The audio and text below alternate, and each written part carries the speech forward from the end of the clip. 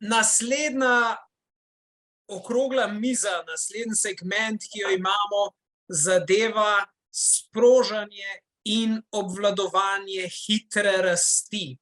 Zdaj, en gost nam zaenkrat še nekako ima težave se gor priklopiti, se zna zgoditi, da bo kdo na hiter vmes vskočil. Ampak jaz bom pa vmes že kar lepo napovedal okrogla miza, se pravi, danes tukaj imamo 3 case. In sicer, en je case starejše firme, ki se je najprej ustavila in potem sprožila rast in postala zelo znamenit in izredno uspešen slovenski scale-up. Gre za podjetje Iskra, ki jo predstavlja Klemen Šešok. Pol imamo pa 2 firmi, ki sta štartali iz nule v scale-up, ampak ena za korpo ozadjem, ta druga pa čist iz nule. In to sta firmi Zebra BI in Cinecon, ki jih zastopajo danes tukaj Jakob Kotnik, Rok Bezlaj in pa Andrej Lapajne. Zdaj pa prosim, če se vsi 3 samo oglasite, da vidimo, če mikrofoni delujejo. Živo. Jakob se oglašam. Lep pozdrav sem. Živo. Odlično, evo, smo ready to go, krasno.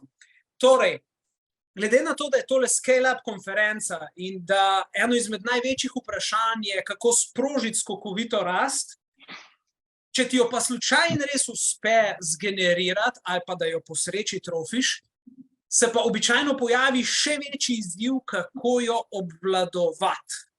Ker ko se ti to zgodi, vsi vedno mislijo, da je treba ful pomagati tistemu, ki gre najbolj počas, ki komi hodi. Ne, v resnici je višja šansa, da bo padel nekdo, ki noro divja. In jaz tudi mislim, da rečemo, da sploh država bi se mogla potruditi, da glih najbolj spodbuja tiste, ki izredno drvijo, ker tam tudi, ko je lep dan, pa ni korenin na poti, zaradi hitrosti lahko hitro padeš. In tukaj je potrebno zelo veliko podpore. In zdaj zato, da se verjetno jih skoraj vse te firme, ali pa jih kar vse poznate, ampak vseeno, bom najprej prosil vsakega izmed njih, da se predstavi, pove, kdo je, kaj počne, pa mogoče tudi zraven že doda, a je še v kaki drugi zgodbi vzporedno ali prej doživljal hitro rast. In bi začeli, Andrej, kar s tabo. Andrej, povej. Ja, živijo, lep pozdrav vsem. Torej, sem Andrej Lapajne, direktor in founder podjetja Zebra BI. Ja, torej mi smo v bistvu softverski SaaS scale-up. Ja, delamo v bistvu rešitve za vizualizacijo podatkov, predvsem poslovnih podatkov, tako da naše stranke so po celem svetu, sodelujemo tako z največjimi, ne vem, Microsoft, Deutsche Telekom, Facebook, Uber, so se naše stranke, pa tudi z manjšimi, tako da, a sem bil že kdaj v takšni, sem že kdaj kaj takega doživel? Ne, definitivno ne. To je bilo prvič vse. Tako da, ja, sem se ogromno naučil, še vedno se učim. Pač hitrost je tako skoraj blizu svetlobni hitrosti in s tem tudi nadaljujemo in seveda to prinese ogromno nekih izzivov. Nič kaj takega nisem prej doživel, pa sem bil kar v nekih firmah pred tem, tudi svojo, prej sem bil konzultantsko firmo, ampak to so bili vse tako takšni normalni biznisi, tako delate en tak startup, scale-up s pospešeno rastjo, ja, je pa čist drug izziv, ko imaš enkrat pač cilj, da moraš 100% povečati, ne stroške, ampak prihodke do konca naslednjega leta, seveda moraš razmišljati popolnoma drugačne. Pa ne samo ti, ampak pač cela firma in moraš to doseči tim z resursi in vse. Da ne bom preveč predolg na začetku. Briljantno, točno tega se bomo lotili danes. Odlično. Naprej sta Jakob in Rok iz Cinecona. Povejta. Živijo, Jakob tukaj.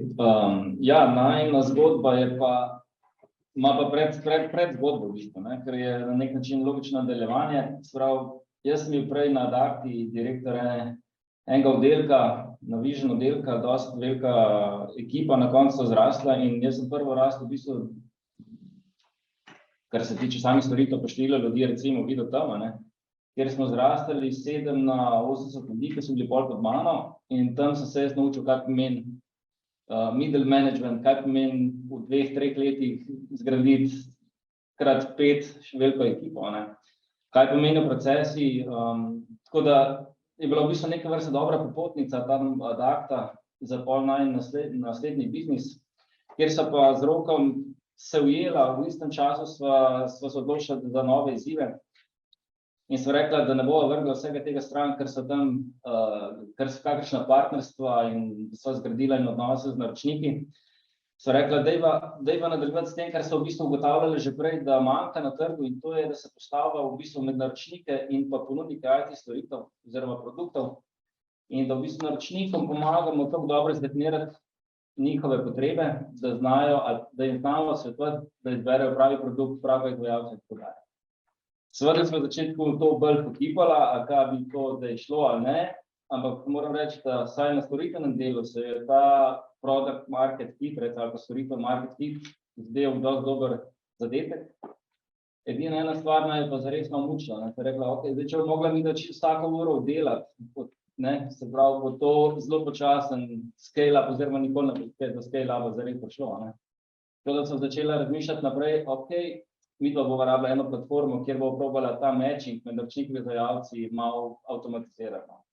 Tako da zares midva začneva govoriti o startupu šele s tem, ker sva začela postavljati to platformo, za kar sva tudi dobila sredstva, v bistvu investitorja.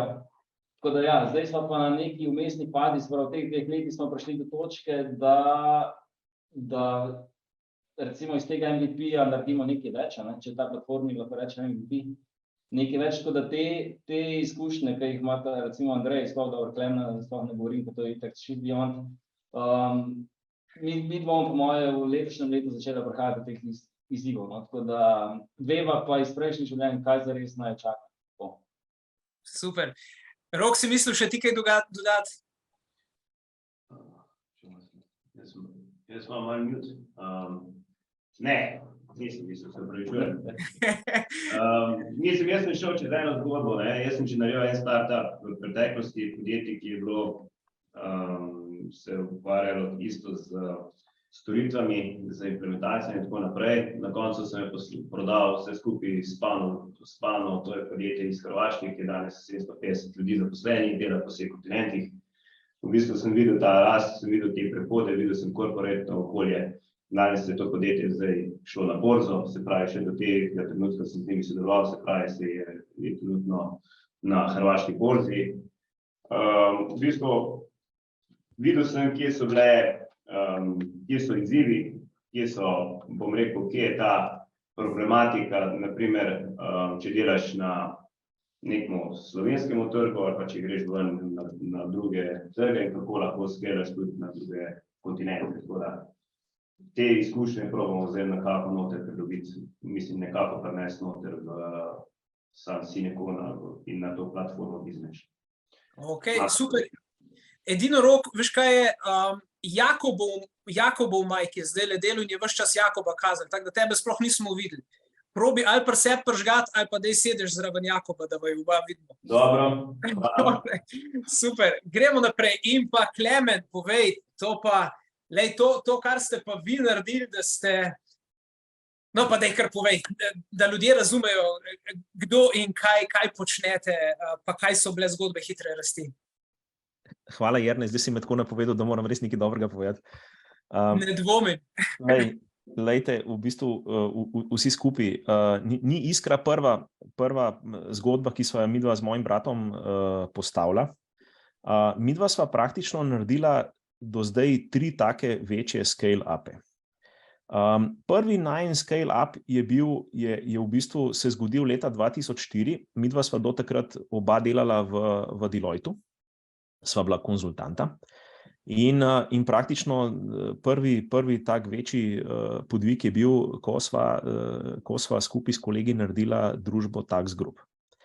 In družba Taxgroup je nastala leta 2004 in praktično desetletje je to bila največja svetovalna družba v Sloveniji. Mi smo kar se je recimo v tujini zdelo nekaterim zelo neobičajno, mi smo bili večji od Big Four companies. In v bistvu smo vsako leto rasli. In pol v eni točki tudi prišli do tega, kar si ti v uvodu povedal, ne, v bistvu, kako facilitiraš to rast in koliko je prav zares to težko. In tukaj ti lahko v celoti pritrdim, da je facilitirati vsako leto, ne vem, neko double digit growth je v bistvu težko. Istočasno smo midva zelo hitro, po letu 2004, jaz bi rekel, da že leta 2006, začela graditi nepremičninski portfelj. In to je danes, to zelo malo ljudi v Sloveniji ve. Ampak mi smo uspeli zgraditi, po mojem mnenju, to, kolikor jaz poznam zadeve, največji nepremičninski portfelj v zasebni lasti v Sloveniji.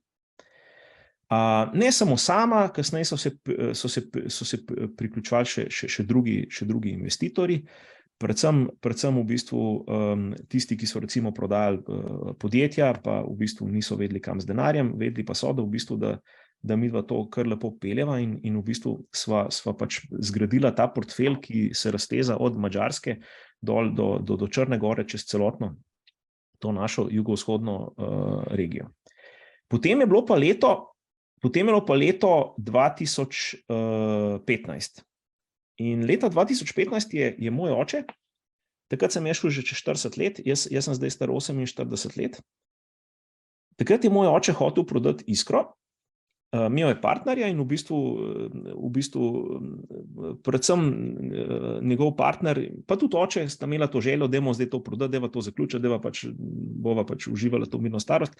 In jaz se spomnim, to vedno povem, mogoče sem že komu to povedal, pa se opravičujem, ampak bil sem na PST-ju, sprehajal sem enega izmed svojih 3 otrok in kličem jaz Matijo, še danes se spomnim, rečem, midva morava to prevzeti, morava probati nekaj narediti iz tega, ker da se še eno slovensko podjetje proda nekim tujcem, to za Slovenijo sigurno ni v redu. Fast forward, 8 let, letos bo 8 let od tega. V bistvu smo lepo rasli, Iskra takrat je bila, mislim, da nekih 80-90 milijonov evrov prometa. Lansko leto smo pa naredili 300 milijonov evrov. Tako da, Jernej, jaz res ne vem, zakaj nas ni v parku gazel. To mi ni jasno. To mi moraš enkrat povedati. Ampak jaz mislim, da smo mi pa res gazela. Pa nismo še nikoli bili sploh v izboru. Ampak šalo na stran. Kakorkoli. V bistvu rast je velik problem. Res, rast je velik problem in vam bom povedal, da ne vzamem preveč časa. Praktično sem na 2 leti mogel menjavati ekipo. In mi ni bilo jasno, zakaj v bistvu moram jaz, zakaj se ekipa upeha po 2 letih. Ampak očitno, pa zdaj sem spet v nekem takem obdobju. Zdaj konc leta smo v bistvu, začetkom leta smo v bistvu okrepili ekipo. In zdaj res mislim, da imamo Premier, Champions, Ligo igralce in smo ready, da gremo naprej. Mislim, rekli smo, da gremo na past 500 milijonov. Lansko leto nismo naredili akvizicije, da bi še v bistvu na ta način zarasli, pa letos računamo, da jo bomo. Lahko pa potrdim za začetek, da v bistvu da growth is a problem. Alright, zdaj pa, Klemen, ti si že zdaj v resnici nakazal malo before-after picture, pa bi, daj kar zdaj še ti nadaljuj, kak je bilo teh 8 let nazaj, kako je bilo stanje, kaj je bilo v Iskri, kaj se je pojavljalo, kaj ste delali, kako je pa stanje danes? Lej, tako bom povedal, mi Slovenci smo specifičen narod. Mi vse oprostimo, mi uspeha ne oprostimo nikoli. To je fakt in v bistvu, dokler mi tega ne bomo porihtali sami pri sebi, pa vprašanje, kako sploh to lahko porihtamo, glede na trenutno stanje duha v naši prelepi državi, bo to problem. Jaz se spomnim, pa ti mene poznaš, mi se leta poznava. V bistvu jaz nisem bil no name, ko sem prišel na vrata Iskre, pa prej, da razumete, jaz nisem hodil v očetovo podjetje, sva imela z Matijo svoje posle, v bistvu ljudje tam naju niso poznali. Nisva pa midva človeka brez imena ali pa brez nekega track rekorda in v bistvu ljudje, ki naju obkrožajo, pa tudi strokovna javnost ve, da sva v bistvu imela za sabo uspešne podvige. Pa vendarle vam moram povedati, spomnim se enega sestanka, kjer sem sedel s tremi iskraši, ki so še danes v hiši, in oni so mene vprašali, koliko si ti star? Sem rekel 40 let. In oni so rekli, mi smo v tem podjetju že 40 let, a vi res mislite, da boste uspeli to spremeniti? In jaz sem jih pogledal, sem rekel, logično, valjda. Logično, pa se zakaj ne bi? Zakaj ne bi? In sva, mal po mal. In na začetku mi vsak rekel, ne da se, rabam 14 dni. Za stvari, kad danes vidim, da rabaš mogoče pol dneva, v bistvu se je mene odpikalo, ne vem, rabaš 14 dni. In imam občutek, da je dost podobna situacija v večini slovenskih velikih gospodarskih družb. In to, kot rečeno, poleg tega mindseta nas tepe to, da smo navajeni delati, ne vem, 30-40 let na en in isti način, v bistvu smo one trick pony in se ne damo premakniti nikamor. Hkrati moramo vedeti eno stvar, da smo Slovenci zelo ponosni na svoje dosežke, čeprav ekonomsko gledano ni nikakršnega razloga, da bi mi bili ponosni na svoje dosežke, ker tisti, ki spremljate, lahko pogledate, da praktično Slovenija ne zmanjšuje zaostanka za povprečjem produktivnosti v Evropski uniji že, mislim, da več kot 10 let, skoraj že 15 let. Ampak mi smo najjači, tako da če se pogovarjamo na pivu ali pa tudi zares, ker smo sami sabo, v bistvu smo najjači. In ja, meni je bilo zelo težko. Moram vam povedati, da v bistvu, da sem delal, pa še danes v bistvu delam zelo veliko, v bistvu delam čisto vsak dan, sem tudi delal po 16 ur na dan, praktično pa moj delovnik traja od jutra do večera. Moram vam povedati še eno zadevo, pa ko prebiram HBR, pa druge eminentne publikacije, vidim, da je čist narobe vse delam, v bistvu sploh mi ne bi smeli ratati, ker delam toliko veliko napak, ampak v bistvu, če sem hotel jaz to staro damo spremeniti v neko mladenko, v neko startupovsko logiko, ne, v bistvu je bilo potrebno zelo veliko mikromenedžirati. Kar pa vemo, da v bistvu ne maramo in tudi sam osebno tega ne maram, ampak v bistvu, ko ti ljudje neprestano razlagajo, to se ne da, počaki, prehitevaš, potem enostavno, če želiš, da so stvari narejene, moraš začeti mikromenedžirati. In jaz sem to počnem še danes, mi gre to blazno na živce, ampak brez tega vam povem, da neka transformacija, ki se je zgodila v okviru naše Iskre, se ne bi zgodila nikoli. Zadnjič si zelo lepo rekel, po čem je bila Iskra znana takrat, po čem je pa danes. Daj še enkrat povedati, slišal si. Lej, sej ni nobena skrivnost. Pa jaz vam bom tako povedal, leti to na mojega očeta. Tako vam bom povedal. Moj oče je bil edini finančni minister v tej državi, pa po moje še naslednjih 100 let bo edini finančni minister, ki je imel presežek v državnem proračunu. Tudi mi, družina, nismo zadolženi in Iskra je v bistvu podjetje, ki ima finančni dolg, zato da vzdržujemo stike z bankami na nivoju. Mi smo zaključili leto s 17 milijonov evrov finančnega dolga, kar pomeni, imamo pa EBITDA 35 milijonov evrov, kar pomeni, da smo 0,5. Tisti, ki se spoznate, veste, da to je v bistvu zelo malo podjetij. Jaz mislim, smo mi najboljše podjetje, kar se finančnega performansa tiče v Sloveniji, te dimenzije, dolg EBITDA. In In tako kot sem jaz odprt in direkten in povem svoje mnenje, kar se mi zdi pravilno, pa morda kdaj narobe razumljeno, tako je tudi moj oče. In moj oče je poznan po pač izjavi v zvezi s parkirnimi mesti in z minimalnimi plačami. Bomo pa videli, kako se bo v bistvu odvijala situacija v naprej, ne? Ker v bistvu vidimo danes, da v bistvu je zelo popularno, predvsem v javnem sektorju dvigovati plače. V končni fazi bo pa potrebno to v eni točki plačati. In to javna uprava ne bo plačala sama, ker pač ne živi same sebe, ne? Ampak bomo to plačali tisti, ki ustvarjamo dodano vrednost. In da razumete, a lahko še to rečem? Dej. Lej, jaz ful sprašujem in poskušam najti logiko tega početja. In se strinjam, da je plače treba dvigovati. Verjetno si vsi želimo za sebe in za svoje ljudi, da gremo s plačami navzgor. Ampak manjka mi tukaj odgovor na vprašanje. Iz kje bomo pa to vzeli? Se pravi, kaj bomo mi naredili, da bomo v bistvu ustvarili več dodane vrednosti?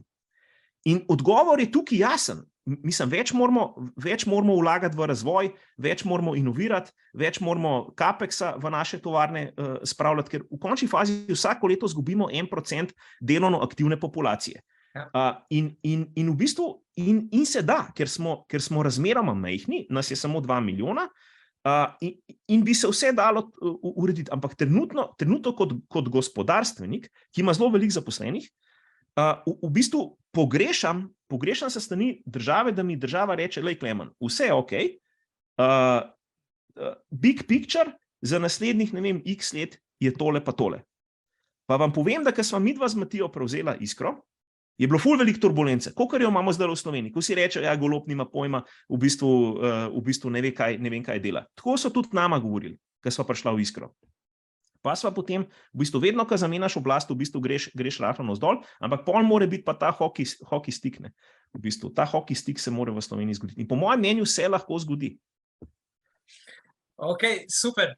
Gremo nazaj na scale-upe. Andrej, daj povej pri tebi before-after picture, kako je izgleda na začetku, kako izgleda danes. Ja, to je bilo pa malenkost drugačno, ker pač mi smo štartali pa iz ničle, ne, se pravi iz nič zaposlenih, pa prišli zdaj na 50, ne. Ja, v 9 letih. Ja, zgledali to je taka tipična zgodba, pač začela se je z 2 človekoma v garaži, ni bila čist garaža, no, bilo je v bistvu pri meni doma v eni sobi, ker nismo imeli še pisarn, pa nič, ne.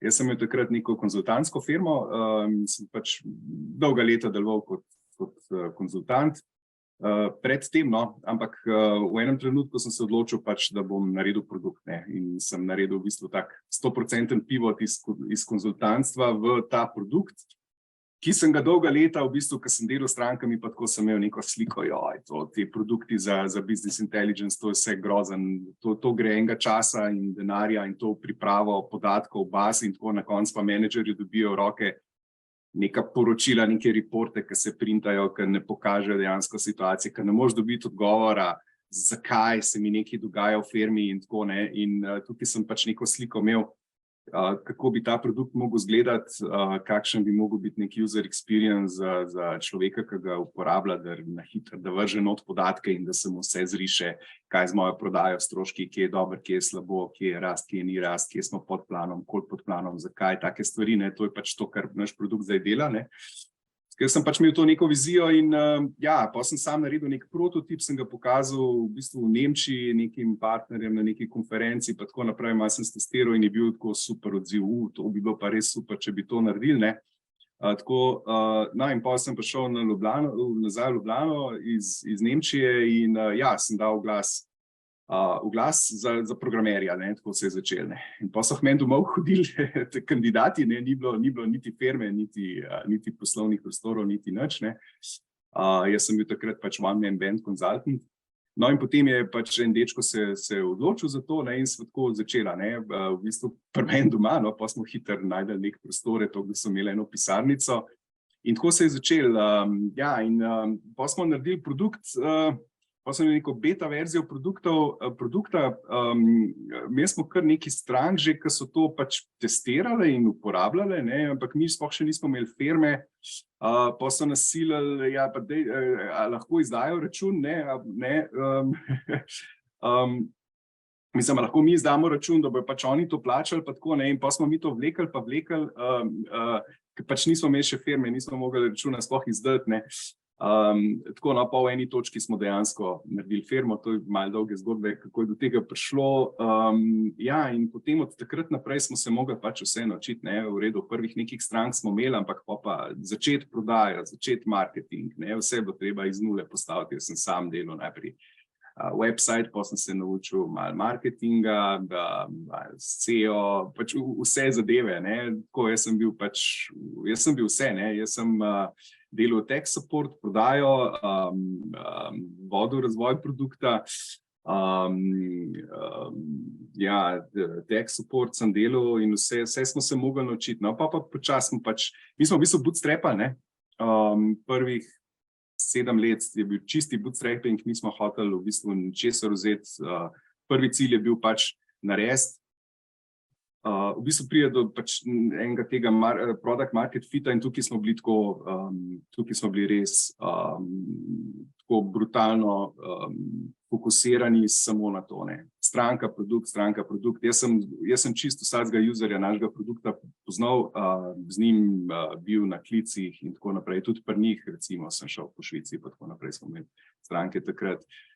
Sem jih obiskal, sem delal intervjuje, kako uporabljajo produkt in vse, nismo hoteli vzeti nobenega denarja in tako smo pač nekako nam je to ratalo, no, imeli smo to srečo, da smo dosti hitro postali cashflow pozitivni, ne, tako da recimo, ne vem, dolga pa takih stvari, to mi sploh ne vemo, kaj to je, ne, razen čisto na začetku, ne, smo imeli pač to srečo, no, da smo pač lahko bootstrapali, ne, šlo je zato bolj počasi na začetku, ne, ampak ne, smo pa sami v bistvu imeli po to popolno svobodo, da smo se res lahko fokusirali na stranko in naredili res dober produkt, ne, ker pri nas je pač mantra, ne vem, anekdota prve 4 leta, ne, mi nismo imeli v bistvu poslovnih načrtov pa tako naprej, ne, dobro, imeli smo tam pač neke slajde, tako da smo komu lahko pokazali, pa tako, ampak dejansko to za nas ni bilo pomembno, ne, edini en stavek smo imeli skozi napisan na tabli na firmi, ne, is it remarkable?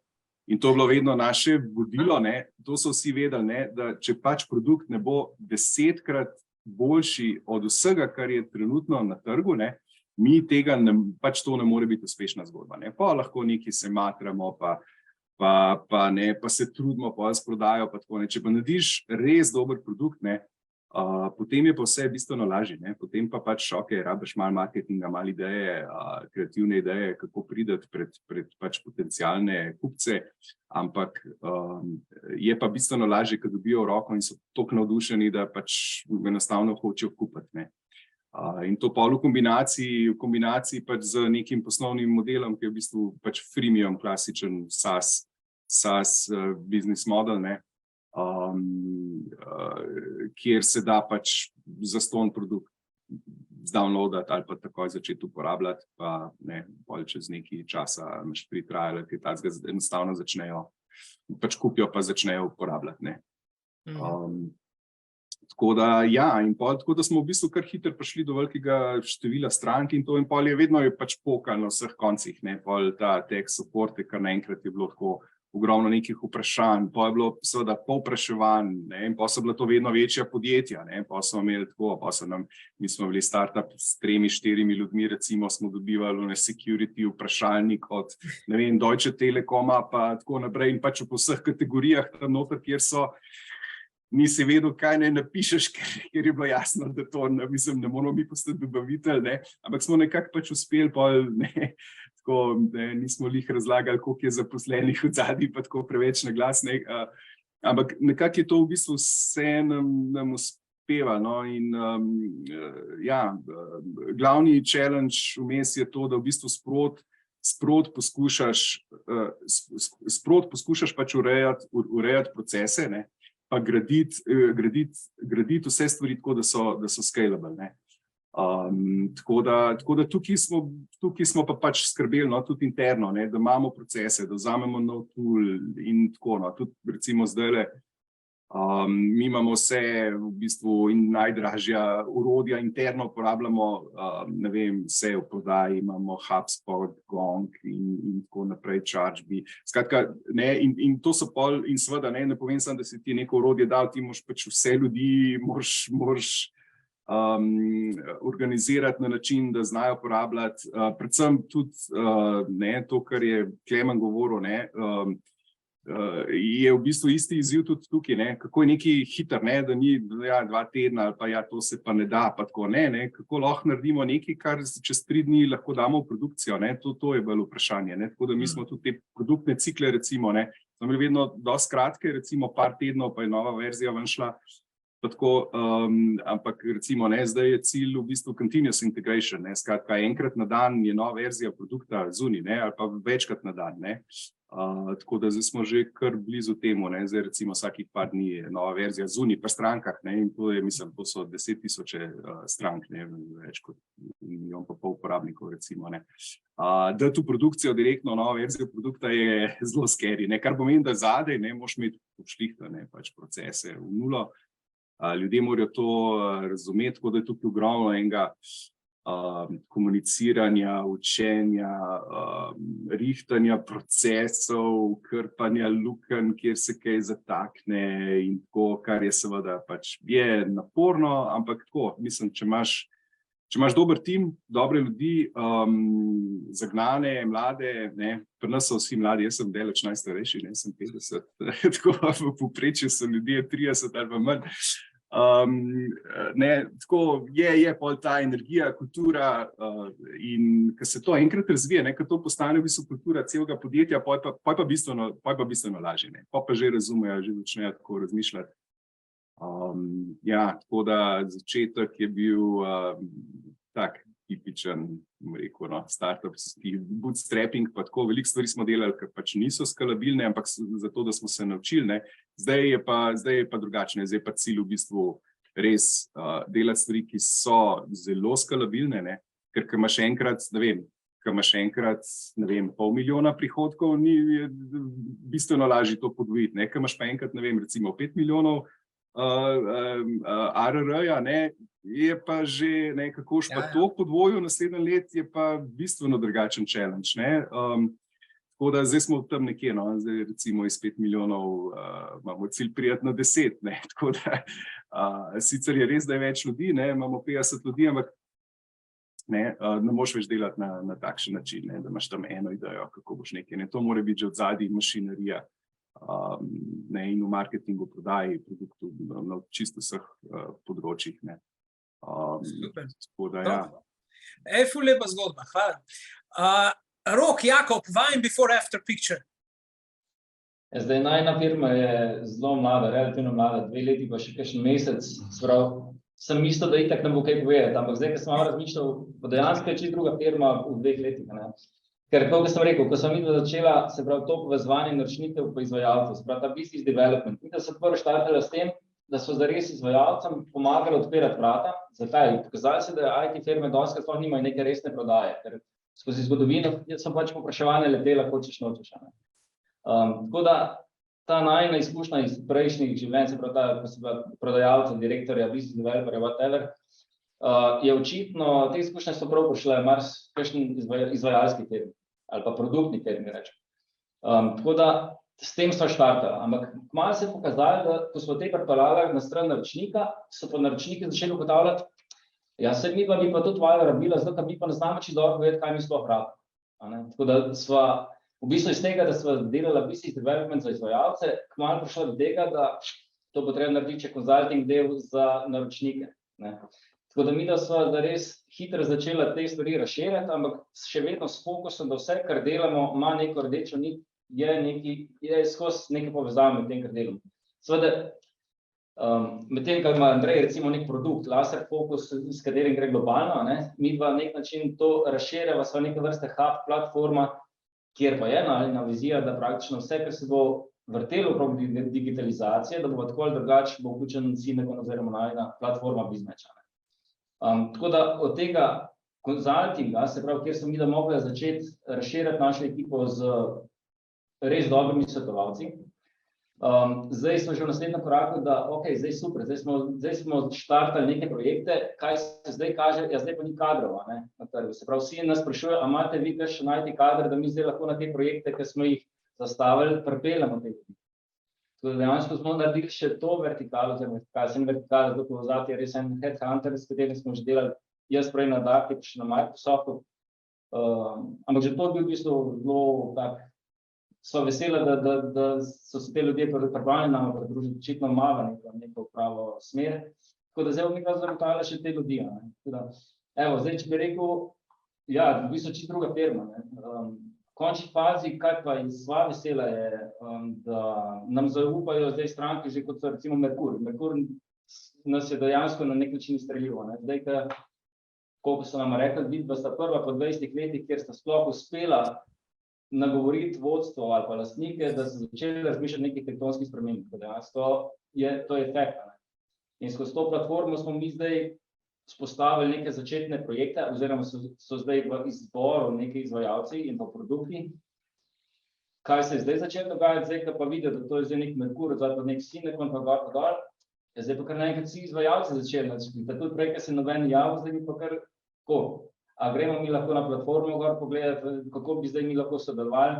To tisti, ki so bili povabljeni recimo prej, pa niso zdaj nekaj registrirali, zdaj kličejo, a se mi lahko še priključimo zdaj tem povpraševanju, pa kako sodelujemo v tem. Zdaj pač mi smo zdaj postavili proces, pravila so jasna, žal pač ne, next time, mogoče v kakšnem drugem casu. Tako da, evo, če bi rekel 2 letih, pred 2 letoma, da bomo mi danes tukaj, ker smo si ne bi mislil, sploh, ker smo to bolj pa ne zares dosegli s storitvami. Če pa gledam naprej, pa se ne bi želel staviti na storitvah, ampak absolutno preiti na stran produkta, oziroma s to platformo tudi bolj globalno začel igrati, ker sem to pa pač mogoče neki zares scale-up, oziroma neko resno plačevanje študij. Samo krat 2, to zdaj zaenkrat ni dosti. Super. V uvodu sem napovedal, da večina firm v Sloveniji si želi biti scale-upi, pa se ukvarjajo z izzivom, kako zagnati rast, kako jo sprostiti. In zdaj za vas, vse 3 firme, imam vprašanje, kaj je tisto, kjer se vam zdi, da ste najbolj sprožili, nek key moment, da ste sprožili. Klemen, ti si že omenil mikromanagement, ki si ga zdaj teh 8 let izvajal in ki je obrodil bogate sadove, ki dejansko je tudi ljudem mindsete spremenil.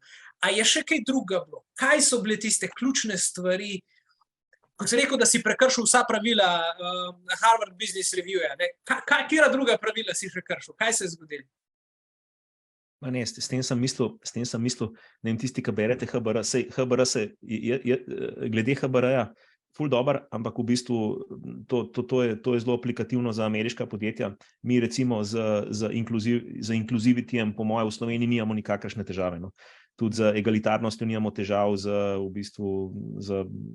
s tem nimamo težav. No. Tako da bolj sem mislil z perspektive mikromenedžiranja. Ja. Takrat, ko sem jaz z Matijo uletela noter v Iskro, v bistvu midva nisva mogla fejlati. Vsi so pričakovali, da bova fejlala. In vem, da takrat je bil totalen vakuum. V bistvu ljudje so rekli, pa ta 2 pravnika sta uletela, pa jaz sem še kmet. V bistvu ta 2 sta uletela, ta 2 nimata pojma o tej elektriki. To bo razpust sistema. No, in v bistvu, po moje, ravno zaradi tega nama je tudi malo uspelo to, da nama je takrat očetov partner prodal svoj delež, kaj je po moje si mislil človek, mislim, to boš, da zdaj hitro prodam, preden to potone čisto do konca.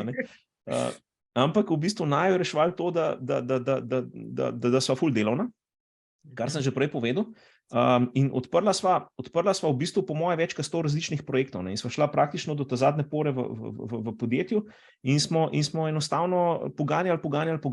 V bistvu zelo velik poudarek, pa takrat smo bili finančno čisto v drugačni situaciji, ampak v bistvu šli smo na banko, vzeli kredit in porinili čim več denarja dobaviteljem. Tako da smo mi pokazali, da smo mi dober plačnik. da mi vse plačujemo on time. Hkrati sva rekla, glej, zdaj pa kaza skonti, zdaj pa v bistvu nižje cene, zdaj pa v bistvu čist drugačen režim. Ne. V bistvu sva se začela v nekem velikem gospodarskem sistemu sva se začela obnašati, kakor da še vedno peljeva na en majčken tax group. In v bistvu tudi tukaj je malo pomagalo to, da smo mi prišli iz neke logike, da je nama 500 evrov velik, in če ti je 500 evrov velik, pa se pol pogovarjaš za 500.000 evrov, ne, potem v bistvu je to dober efekt, ne, ker v bistvu se boš zmenil bistveno boljš. Ne. In tako, ko se grejo naši, ne bom rekel kolegi, ampak v bistvu, ko se pač uradniki pogajajo za velike investicije, ne, gremo kupovati T6, gremo na nek kupovati, ne. Pa sej te fantje se ne znajo pogovarjati, po mojem mnenju, ne, da ne bom komu naredil krivice. Ne. Ampak v bistvu ti moraš priti do tega, da se sploh znaš z ljudmi pogovarjati, da znaš nekoga pripeljati do tega, da imaš za sebe najboljše možne pogoje. Tako da jaz bi rekel, da je nama ta majhnost v bistvu tudi v najnih glavah je pripomogla, da sva lažje peljala potem večji sistem. Top, odlično. Andrej, povej, če ti gledaš nazaj, katere se ti zdi, da so bile ta glavni motori, no, ko so te toliko pognali? Rekel si odličen produkt, sam do tega je bilo treba prideti. Torej, kje so bili te motori? Ja, to mislim, pač odličen produkt je tako neka mantra, ki se vleče skozi to je pač neka rdeča nit. Ne? Na tem smo delali že od začetka in še vedno je to prva stvar in to bo ostalo. Ne?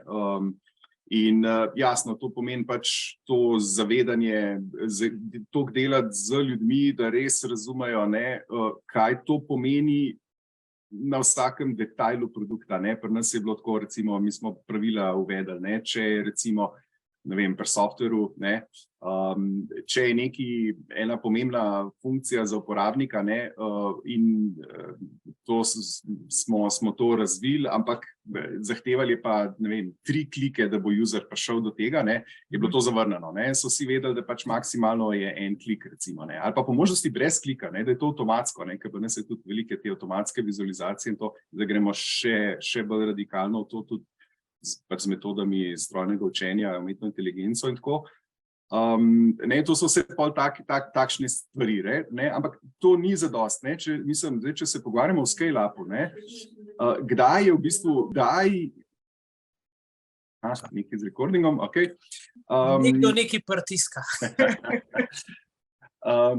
Ja, kdaj je v bistvu ta točka, ko si kot firma dejansko v fazi scale-up? Tukaj mislim, da je veliko neke konfuzije in tako in je pač treba iti po vrsti, tukaj ne moreš preskakati nekih korakov, ne? Veliko firm mislim, da so v fazi scale-upa, pa enostavno še niso, ne?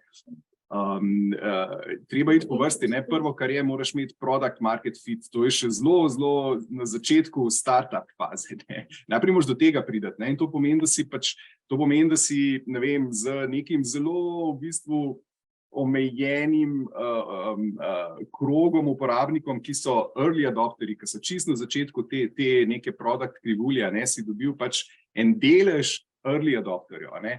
Potem začneš delati z njimi, testirati, delaš ogromno nekih stvari, ki niso scalable, samo zato, da se naučiš, ne, da najdeš določene vzvode, ne, za katere potem vidiš, to je pomembno, ne, tole moramo pa zdaj double down na to in tole bomo pa začeli razmišljati, kako to skalirati, kako to spraviti v ponovljiv proces, ne, ki ga lahko razširimo, ne, z seveda zelo omejenimi resursi, ki jih takrat imaš, pa imaš mogoče, ne vem, 5 zaposlenih. Ne. Mi smo bili v bistvu do leta 2019, do konca leta 2019 smo imeli 5 zaposlenih. Ne, se pravi, štartali smo pa 2014, ne, se pravi, v 5 letih smo šli na 5 zaposlenih. Ne. Smo delali v bistvu stvari, pač to je bilo pač 16 ur dela na dan, noro na vseh trgih, ne. Mi smo pa že takrat prodajali, ne vem, v 100 državah, ne, in to je bilo, to je pa around the clock, ne, ko se ti neha evropski delovni čas, imaš stranke v Ameriki in z njimi delaš, ne, pol pride uni, ki so na zahodnem času, ne, Kalifornija, pa tako, ne, pa še kakšni pol po noč Avstralija, pa tako. to je zelo naporno, ne, in pač čez to fazo se moraš pregristi in najti stvari, ne, ki so pomembne za tvoj biznis, ali za produkt, ali za procesi v marketingu, prodaji, support in tako naprej, ne, in to pol počasi spraviti v nek proces, ne.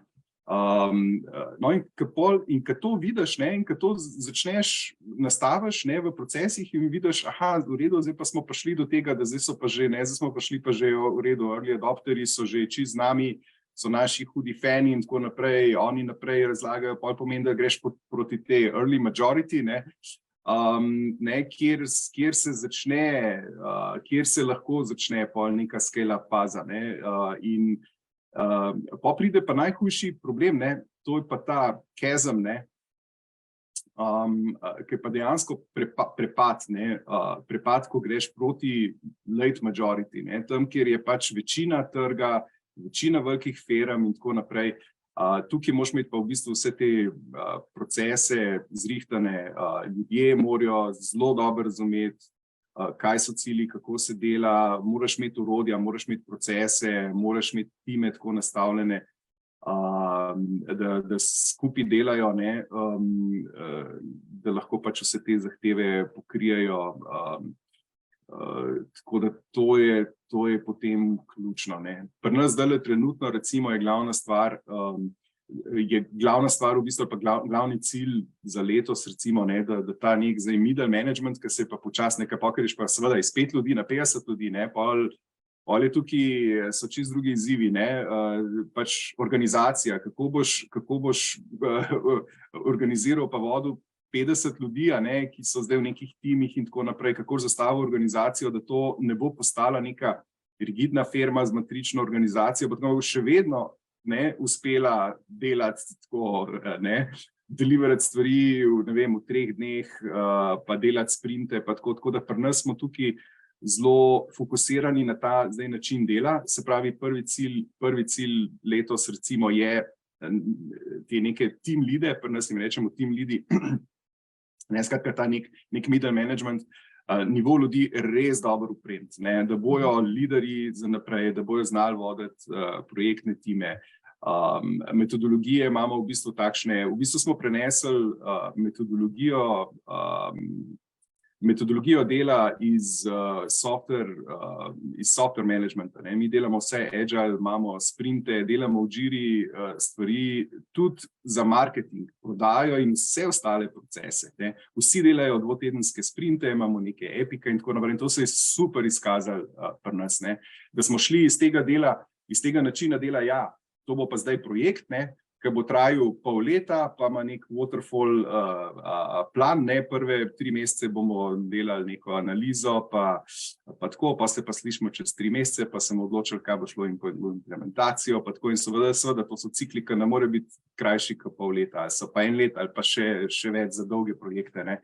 Tako da to smo vse v bistvu obrnili naokrog in delamo vse v bistvu po neki agile metodologiji, nekak približek Scruma recimo, no. Na vseh področjih, ne samo na software developmentu, ampak v marketingu, v prodaji, ne, in to te pol sil, ne, da dejansko, ne, ti imaš nek sprint, 2 tedna, v 2 tednih mora biti pač nek rezultat, nekaj je izboljšan, ne, zdaj, če vsake 2 tedna nekaj izboljšaš, ne, pa predvsem, ne, če se vsake 2 tedna vprašaš, v redu, to, kar smo si zadali, ne, a je bilo uspešno ali ne, zakaj je bilo uspešno, kaj pa ni bilo uspešno, ne? In se o tem pogovoriš, ne? Se pravi, imaš to retrospektivo z ljudmi in to delaš striktno povsod na vseh področjih firme, ne? In če to sami ljudje delajo, ne, znajo sami delati, ne, potem pomeni, da se učiš, in da ne mine pol leta preden ugotoviš, aj projekt bil uspešen ali ne, ampak sproti vidiš, takoj popraviš, ne, in naslednji sprint, se pravi naslednje 2 tedna, ne, že delaš nekaj na nekem višjem nivoju, ne. In to pol pelje v neko v bistvu eksponentno linijo učenja in izboljšav, sprotnih izboljšav, ne, kar ti pomeni, da ne vem, v enem kvartalu v bistvu narediš bistveno več, kakor bi si sploh upal planirati v tistem momentu na začetku, ne. To je problem, ne, da v bistvu zelo veliko, ne, to je tudi problem, ne vem, če imaš nek business plan v 1., 2., 3. letu startupa, to nima nobenega smisla, ne. Ker v bistvu se omejiš, ne. Dejansko si ne upaš, takrat si, ne vem, sam, 2, 3 ljudje na začetku, si daš, vse se ti zdi, to bo pa blazno velika zadeva, ti si daš nek plan in se v bistvu je čist preveč konzervativen. Moraš začeti pa se vprašati, kaj lahko najhitrejš naredimo, ne? In potem v bistvu graditi na tem, ne? Na začetku. Seveda, pol kasneje pa pridejo tudi ostale stvari. Tudi zdaj imamo proper pač biznis plan prihodkov, plan EBITDA in vse te stvari. Ne? Ampak delamo pa absolutno striktno na ta način, ne? Zelo agilno. Tako da to mislim, da je zelo pomembno za to scale-up fazo. No? Ok, super, hvala. Rok, Jakob, pri vama, kje ocenjujete, da so bile točke sprožanja rasti? Moram reči, da tole, ker sem zdaj Andreja poslušal, to je muzika za moje šestce, zato ker zares prav razumem, kaj zdaj prihaja. Ne? Tako da iz tehnologije proti psihologiji, ne? Zdaj se moram malo z motivacijo, s tem smo začeti ukvarjati. Pri meni pa njih kontra, jaz sem pa to psihologijo, s tem sem zaključil, pa grem zdaj na začetek na tehnologijo. Ne? Tako da to je super, drugom se lahko mentor, ja. Ja, takole, jaz bom sklep povedal, midva se na nek način še bojiva za res rast. Iz razloga nisva še postavila procesov, tako kaj je treba. Nisva še 100%, da sva najdla product market fit in izrazito delava pač na tem. Sva res pač v prvih korakih. Absolutno skozi delava na feedbacku strank, vsak teden, oziroma bom rekel bolj res, vsake 2 tedna popravljamo, bodi si procese, bodi si nadgrajujemo to, kar delamo, vključujemo nove tule, pač ogromno delamo na tem, da bomo enkrat začutili, da ok, zdaj pa tudi, če zrastemo za krat 10, smo mi redi, nas ne more to potopiti. Absolutno je izziv so tudi kadri, čisto da res vsak začetek je absolutno težak, ne, tako da, ampak ok, zdaj, če bi rekel rast, nekaj rasti vse je, ne, se pravi, če smo zdaj v 2 letih že kar dobro zakorakali proti tem 1 milijonu, no, se naračunamo zdaj že narediti še naslednji pač kakšen večji korak, pa ob tem bomo probali tudi odprti še eno izkušnjo v tujini, se pravi, mislim, da bomo letos probali še Severno Italijo, to pa iz razloga, koliko mogoče že na začetku Klemen omenil, dejansko nisem čisto prepričana, da Slovenija je čista prav trg za res testirati. Prvič malo preveč poznanstva tle, tako da tudi tisto, zdaj dobivava vprašanje, če je zato, ker sem midva dober marketing naredila, ali pa zato, ker sem midva te ljudi poznala, oziroma oni nas. Tako da morava prej še to stestirati. Okay. Če bo to čez zdaj, ne bo bolj konkretno povedal, kaj pomeni za res rast. Ne, super, veš, ko je namen, da ste 3 čisto različne firme, tako da prav ste v tej fazi, to je super. To je dober point, a lahko tukaj nekaj dodam, ne? Povej. Zelo dober point, mislim, da je to, ne? Tako, mislim, tudi mogoče moj nasvet vsem, ki zdaj poslušajo tole, ne? Pa tudi moj prvi learning, ne? Jaz kljub temu, da sem imel v bistvu veliko strank prej kot konzultant tukaj v Sloveniji, ne? Pa delal sem pa tudi recimo v Evropi, ne? Ampak recimo, ne, te slovenske firme nobena ni kupila našega produkta, ne? In to je bilo čist meni popolnoma jasno, da v Sloveniji mi ne moramo narediti zgodbe in da je absolutno zguba vsakega našega časa se tukaj poskušati ukvarjati. Ne? Trgi so zelo različni po svetu in če lahko karkoli dam na svet, vsem, ki poslušajo, imate, ne vem, firme, idejo, poskušate najti product market fit, ne, dajte to delati čim prej v tujini, ne, slišal sem tudi, ne vem, bili so in na Sidu in posod, ne, imajo vsi veliko firm, ima to neko strategijo, ja, najprej bomo v Sloveniji uspeli, pa bomo pa to scalali ven. To je fail, to je garantiran 100% fail, ker je Slovenija toliko specifična, ne, zaradi stvari, ki jih je govoril Jakob in tako naprej, plus milijon drugih. Takoj pejte ven, pa pogruntite, kje to imate. Ne se omejiti, ker večinoma ni teh omejitev. Ne, dobro, zaradi mogoče narave industrije ali kaj, si mogoče omejena, ampak večina biznisov ni omejena, te omejitve so v naših glavah. Mi smo šli takoj ven in mislim, da je bila to ena izmed, drugače nam absolutno ne bi ratalo. No. Mislim, da je to bila ključna stvar za naš uspeh, je to, da smo takoj šli v tujino. Ne. Mi smo zelo hitro dobili stranke v Nemčiji, Švici, v glavnem DACH regija je bila prva, Recimo, že Hrvaška je bila ful bolj uspešna kot Slovenija, ne? Ampak to ni bilo za nas tako pomembno. No? Recimo, DACH regija je bila, pa tudi Amerika, ne? In ko se je to enkrat sprožilo, potem to v bistvu znaš s temi strankami delati, najdeš nek način, kanale, kako jih doseči, kako jih pač poservirati. Je to bistveno boljše izhodišče in to je potem lahko, iz tega prideš bistveno hitrejš v scale-up, kot da narediš Sloveniji neko zgodbo, pa v bistvu prideš ven, pa je vidiš, da je situacija popolnoma drugačna. V Sloveniji tak si poznal pol ljudi, s katerimi si delal, pa je šlo, pa so ti kupili zaradi enih drugih stvari, ker pravi test je zunaj, no. Saj za večino biznisov, no, tako da to bi res rad poudaril, ne, recimo. Mi smo vedno imeli manj kot 1% prodaje, zdaj pa že to po moje 0,4% je slovenska prodaja, skratka vse je v tujini, ne. Super. Jaz sem enkrat slišal, da v eni taki neformalni analizi, ki je bila narejena, da se prav vidi v Sloveniji ločnica firm, ki delajo Slovenijo, pa mogoče pa še kako bivšo jugo državo, ki se trudijo prodreti na zahodne, severne trge, pa jim ne rata. Pol pa ta druga populacija so pa glih tisti, ki niso šli Slovenije, pa vse to in so čist druge kompetence razvili, drugačen produkt in vse to. In v osnovi imaš toliko zožen trg, ne, se pravi, tvoj market, mislim, je minimalen, mislim, je smešno majhen, ne, če se omejiš pač na Slovenijo ali pa.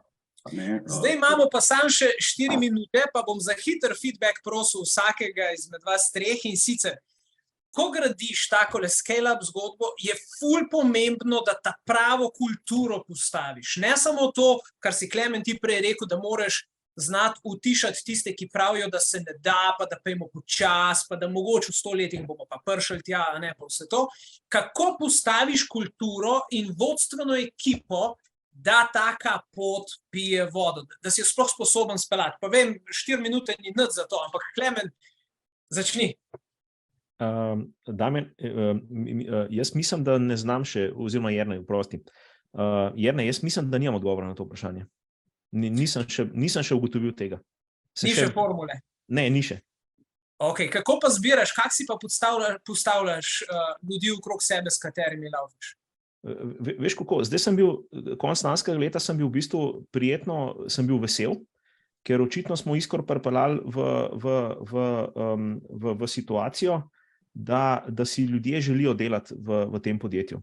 In to težavo sem jaz imel leta 2015-2016 in sem pač izbiral med drugačnimi ljudmi, med kakršnimi sem lahko izbiral zdaj. In to nekako me navdaja z mnenjem, da smo na ta pravi poti.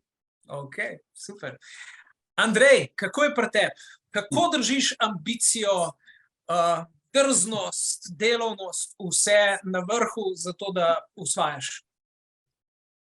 Ja, ta kultura, kako to doseči, ne vem, pri nas imamo to srečo, da to pa res, na to sem pa zelo ponosen. No? Pri nas Zebra je firma, kjer saj upam, da je tako, no, ampak to vsi govorijo in mislim, da se strinjajo, no, da tukaj je pozitivna energija, ta nek zanos, motivacija je res na vrhuncu. In, je pa to nekaj, kar pač aktivno moraš razvijati, moraš dati zgled najprej sam, ker to se dela top-down, te drugače ne gre. Ne. Z svojim zgledom, motivacijo, navdušenjem, empatijo, ne, to pač prenašaš na druge, paziš, ko zaposluješ, ne, da pač zaposluješ take ljudi, ki imajo sami ta drive, da peljejo naprej, da dajo skozi isti message, moraš si čas za to vzeti. Ne. Mi imamo ogromno zdaj, sploh zdaj v tem času, mi smo v bistvu remote first, pa v bistvu delamo prehod na v bistvu fully remote, asinhrono. Ne, je to mogoče še pol malo večji izziv, ker se manj vidiš v živo, pa tako, ampak ne, mi ogromno tega delamo in ful pazimo na to. Tudi jaz osebno v bistvu mi je to prva prioriteta, da ta kultura ostane takšna, kot je. Tukaj si vzamem čas, imamo, ne vem, pišem uvodnike za interni časopis, ki so ponavadi taki zelo tako, ampak ne vem, jaz sem pač tudi sam tak in pol to mogoče potegne. Jaz pač delam tukaj z enim navdušenjem in tako in verjetno s tem pač potegnem, ne, to niso neke menedžerske metode, ampak je pač neki iskren navdušen, ki pol postane v bistvu metoda leadershipa nekako, ne da bi se tega učil ali pa neki, in pač to pol na vse možne načine pač razmišljamo, kako pol to res, tukaj so pol pomembni pač vsi team buildinge, mi imamo pol all staff meetinge, zdaj smo začeli z nekimi town halli, tako da res ljudje lahko povejo, glasujejo za določene stvari, da so vključeni v proces noter. Zdajle evo smo tik pred tem, da izdamo še v bistvu program opcijskega nagrajevanja, tako da bojo v bistvu čisto vsi zaposleni pri nas bojo deležniki. Tako da ja, to je bilo tudi, da ne govorim. V glavnem, zelo veliko stvari mislim, da moraš delati aktivno in to je prva naloga pač vodstva in da poskrbiš, da potem tudi ostali, ki so middle management, ne vem, pa da so to team leadi, da so pol oni tisti, in da imaš skozi ta feedback loop, da ljudje si upajo povedati nazaj, da so vključeni v odločanje, pa da razumejo stvari. Transparentnost je absolutno ena izmed teh stvari, Mi imamo vse naše rezultate, imamo na dashboardih, ki jih čisto vsi lahko vidijo in se tudi odkrito pogovarjamo o vseh stvarih vsak mesec, vsak teden, tudi o rezultatih, da je to transparentno, da ljudje vidijo, da pač resno misliš in da si odprt, da nimaš neke hidden agende od zadej. Vsaj pri nas je nekako to ta kultura, mislim, da to najbolj pomaga. Super, thanks. Jakob, minuta, kako pa pri vas? Vedno sem si želel imeti take ljudi pa tako kulturo, da z veseljem hodimo v ponedeljkih v službo. Drugače pa poskušamo biti spoštljivo drzni, bom rekel. Se pravi, neustrašno se glih izzival. Tudi ta Merkur, marsikdo je rekel, fantje, tole pa bo malo preveč za vas. Ampak sve ni vse problemi, mogoče na začetku velik, ampak ko ga razkošaš, je veliko malih problemov, ki so vgradili. Tako da nismo se ustrašili, danes smo na super poziciji, mislim, da so mi oni zadovoljni. Res pa je, da trenutno nas je 5 v najožji ekipi, tako da ni toliko težko to kulturo pol tudi naprej promovirati, čisto res. Bo pa pač pol težji, ker je to velika organizacija, ki mogoče ni vseh več ne poznaš, pol druga stvar. Ampak zaenkrat gremo bolj v to smer. Ok, super. Klemen, Andrej, Jakob in Rok, hvala za tole debato, še bolj pa in še mnogo bolj pa hvala za to, kaj počnete, kako ženete, kaj ste pokazali Sloveniji, kak zgled ste vsem nam ostalim, na način, da vaš key message je, mater, tudi mi lahko to naredimo, tudi če mnogi govorijo, da ne. In to je ful pomemben message za Slovenijo. Tako da vsem najlepša hvala za to, bili ste odlični. Zdaj pa jaz predajam besedo Elvisa.